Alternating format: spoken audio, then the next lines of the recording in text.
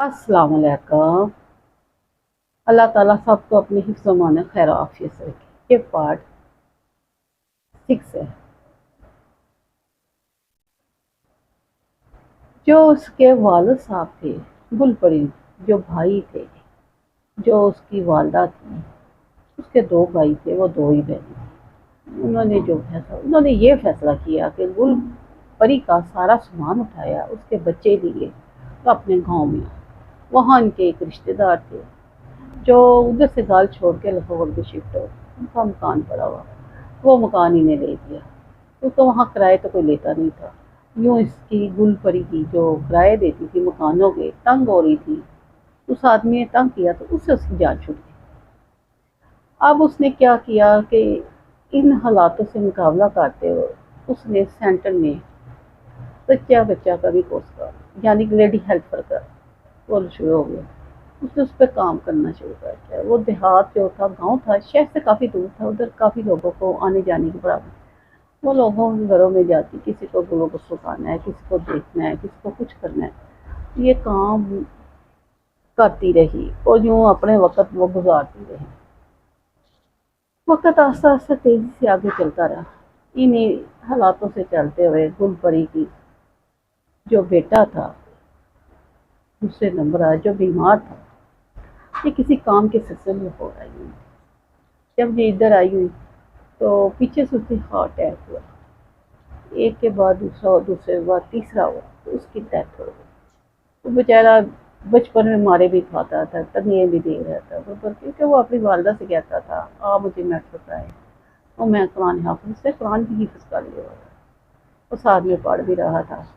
میں ایک بڑا سا مولوی بن جاؤں گا اور میں نا کرسی پہ بیٹھ کے آرام سے لوگوں کو درس دوں۔ اس کی یہی خواہش کہ اس کے علاوہ میں کوئی زیادہ کام نہیں کر سکتا، یہ میرے لیے کام ہے، لیکن اس بیچارے کی یہ خواہش نہ پوری ہو سکی۔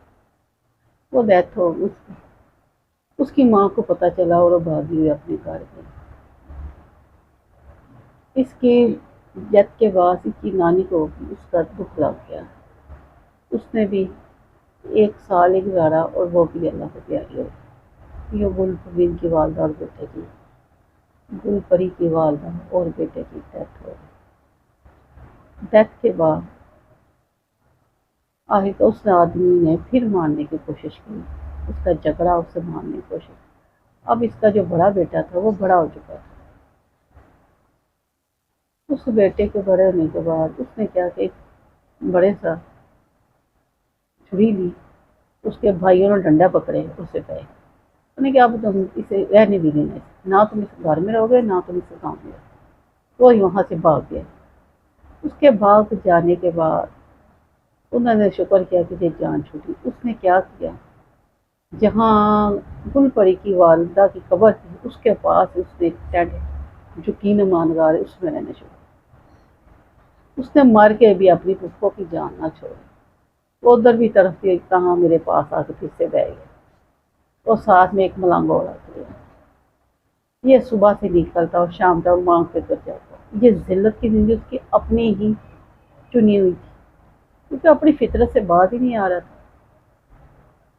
کبھی بیوی پہ شک، کبھی ماں پہ شک، کبھی بہن پہ شک، کبھی بیٹی پہ شک، مار بھی کھاتا، ذلت بھی سہتا۔ اس دوران انہوں نے اس کے بعد 2 دفعہ پاگل خانے میں داخل کرایا۔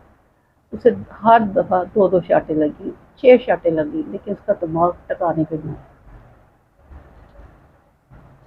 اسے یہاں رہتے ہوئے قبرستانوں میں دھکے کھاتے اسے دمہ ہو گیا۔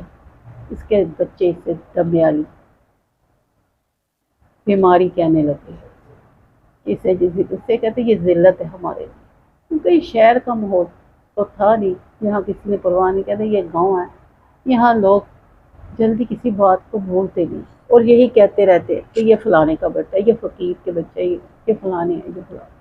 حتیٰ کہ وہ فقیر تو تھے نہیں، لیکن باپ کی وجہ سے ایسا ہو رہا تھا۔ آگے کیا ہوا میں آگے جو پارٹ 7 ہے اس میں بتاؤں گی۔ اللہ حافظ۔